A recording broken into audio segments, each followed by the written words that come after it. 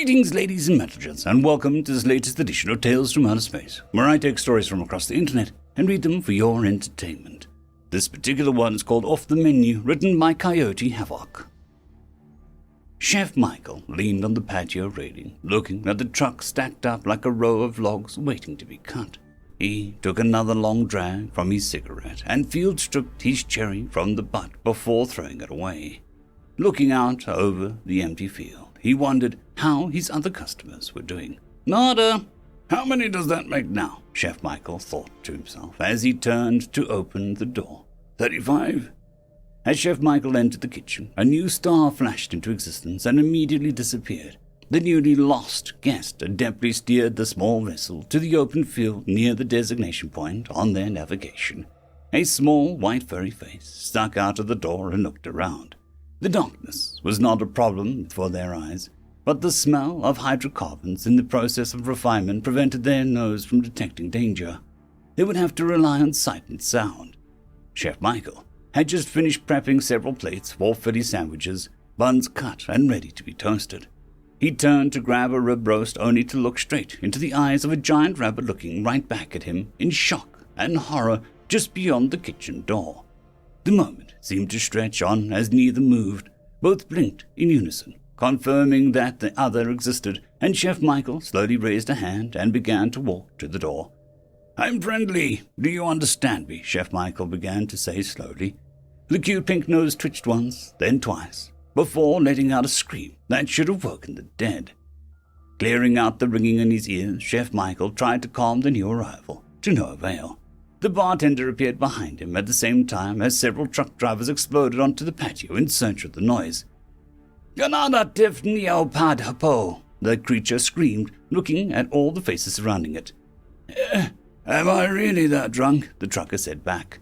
Annoyed, Chef Michael shot the drivers a withering look and took a breath before turning his attention back to the rabbit, whose heart seemed to be trying to beat its way through the poor thing's chest. There, caught in the fluff, was what Chef Michael assumed was a small translator that had fallen from its long ears. He retrieved the translator he had been given years ago and placed it in his left ear, and indicated to the one the rabbit had lost, presumably while screaming. Seeing as nobody made a move toward, the rabbit carefully and cautiously grabbed the device and inserted it in their ear. "Can you understand me now?" Chef Michael asked. "Yes. Are you going to eat me?" the rabbit inquired back. "No, we don't eat sentients here," Chef Michael said, turning towards the drivers and motioning them back to their beers. "My name is Michael. Mike, if you prefer," Chef Michael said calmly. "And you?" "Getrit," the rabbit replied. "Better than Harvey," Chef Michael said flippantly. "So, I am that drunk," the trucker said before heading back in the door. Getrit took a while to calm down, but was soon occupying a seat at the bar, her nose still twitching and her head following every movement a customer made, especially the guy who kept calling her Harvey. Chef Michael finished the sandwiches, and she almost had another fit as he delivered them to the customers who ordered. "Relax," Chef Michael said in a soothing voice. "Humans are omnivorous, but we don't eat sentients," he reminded her. After delivering the plate, Chef Michael returned to Getrit and asked, "What's the cute fuzzy thing like you doing in a place like this?" "I was on my way to," Getrit began.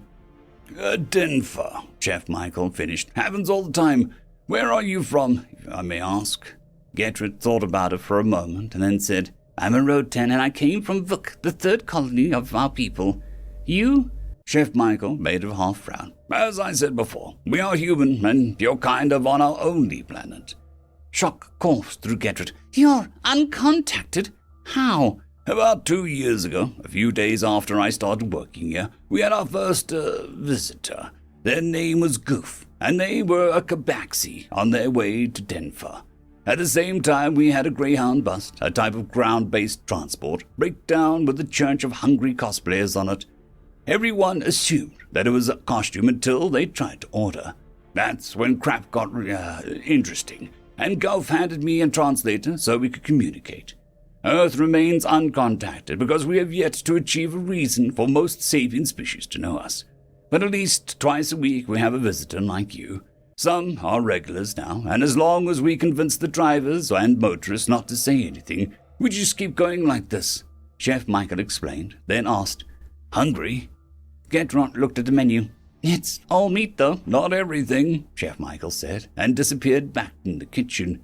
A few minutes later, Chef Michael returned with a glass dish with something that smelled wonderful. "Hey, question first, if you don't mind," Chef Michael began. "Can your species eat alkaloid plants?" Gertrude nodded affirmation, and Chef Michael set the glass of dish down in front of her. Inside was the most colorful arrangement of vegetables in a light red sauce. Gertrude prodded the purple, yellow, and brown slices before picking them up with her fingers. The sauce was rich and light notes of sweetness and flavors that she had never experienced before. The vegetables were soft but firm, with just a hint of something that tasted like flowers. She savored every bite until there was only a few drops left of the sauce in the dish. "I take it you liked it?" Chef Michael asked. "Do you have more?" Gertrude requested. "At home," Chef Michael replied. "We call it ratatouille. It's a dish from France, a nation here on Earth. This one is my own recipe." "You brought this here?" Gertrude asked with a pang of guilt. "I was going to be my dinner, but I'm glad that you so thoroughly enjoyed it," Chef Michael said. "Let's see to getting you back on the road, shall we?" An hour later, elbow deep in dishwater, Chef Michael replayed the events of the evening. Gertrude seemed overjoyed to receive a map that indicated her destination, Earth, and where she had chosen the incorrect hyperlane. She was a little crestfallen when he asked her to keep Earth as a little secret, and had promised to return for another serving of ratatouille. Just another satisfied guest from very far away. Gertrude, lining up with the hyperlane that would lead her to Denver, thought back on how kind the humans were. Michael giving her the dinner that he had prepared for himself made her giggle a little. It wasn't like he would know that such a display was an overture of marriage in her species' customs, but she entertained the idea just a little. What would it be like to be mated to a human? She remembered the flavor and texture of the meal and decided to return when her business was finished. What harm could it do to ask? End of story. Story number 2. A Trip to the Museum, written by EchoingCascade. Ambassador Simon Silver was meeting with his Imrak counterpart, Ball 533. During the last 2 months since first contact was established, both representatives had been very guarded with their cultural and political situation of their species. They were models of professionalism, paragons of their race, men amongst men. Their security details, on the other hand, "Yo, 22, what's up? Sup, Bob? Nothing much." The ambassadors looked at their head of security and then at each other and sighed. Simon spoke up. "All right, I will be touring the museum with Ambassador 4533. Just cover the entries since only the 2 of us will be looking at the exhibits." Bob gave him a thumbs up as he sat down on the ground and started shuffling a deck of cards, while 22 sat in front of him. "I swear to God, if that man couldn't shoot a fly a mile away with his eyes closed, I would fire him on the spot." Simon followed 4533 into the building, a building that read Museum of Galactic Wars. "Oh good, High Command was wondering about how the galactic community fought. This should prove educational."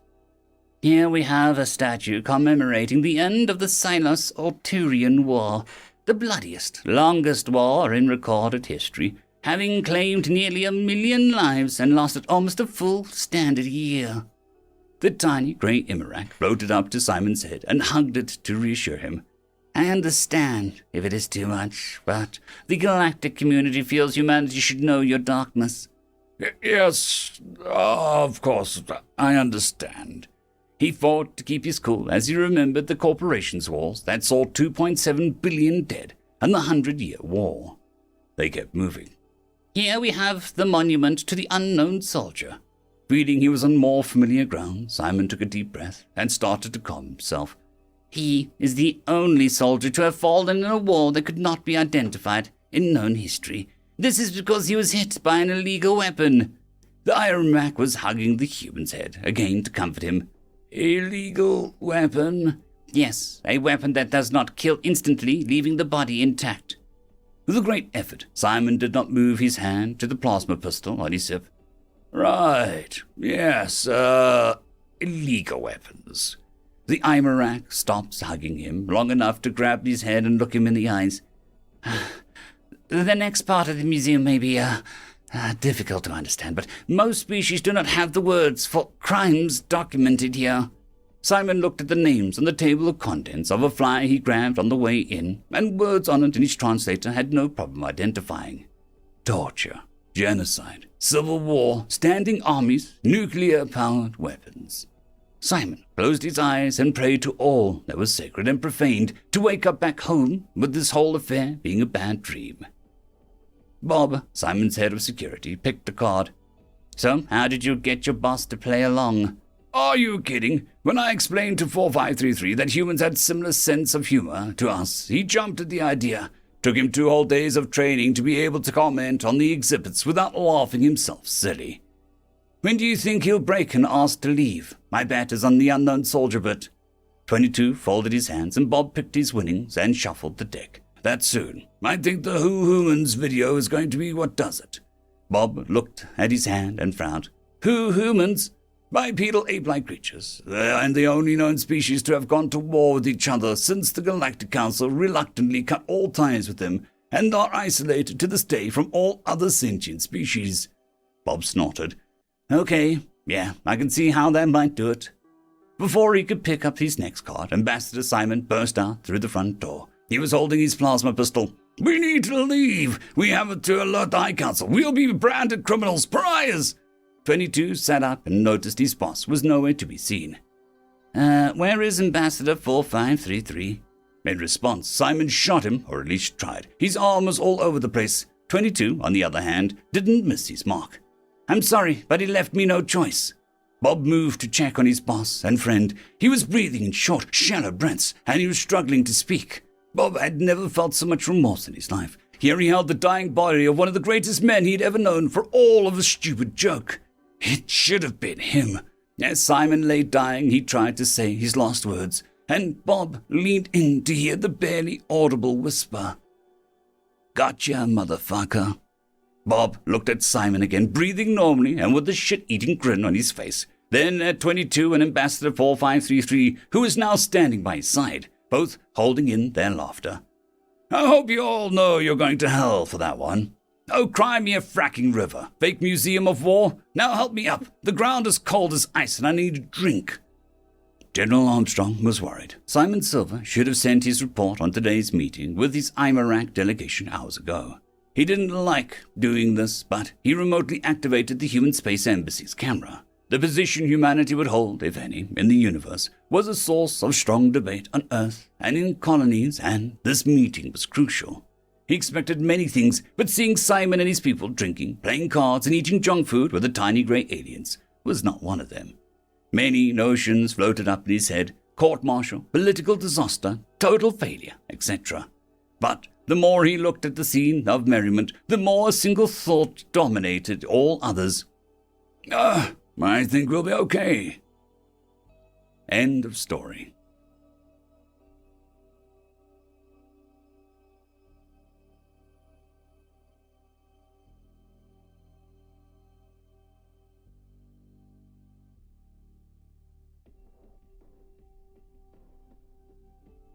I'd quickly like to thank the T5 peeps: Bitmori, Terran on Air, Cold War Boomerwaffen, Severin Cerberus, Red Panda 121, Leslie 517, Bushmaster 177, Caspar Arnholtz, Cam Maxwell, Lightsjock, Dragzoon WRE, Lord Azrakul, and Arcadian. Thank you.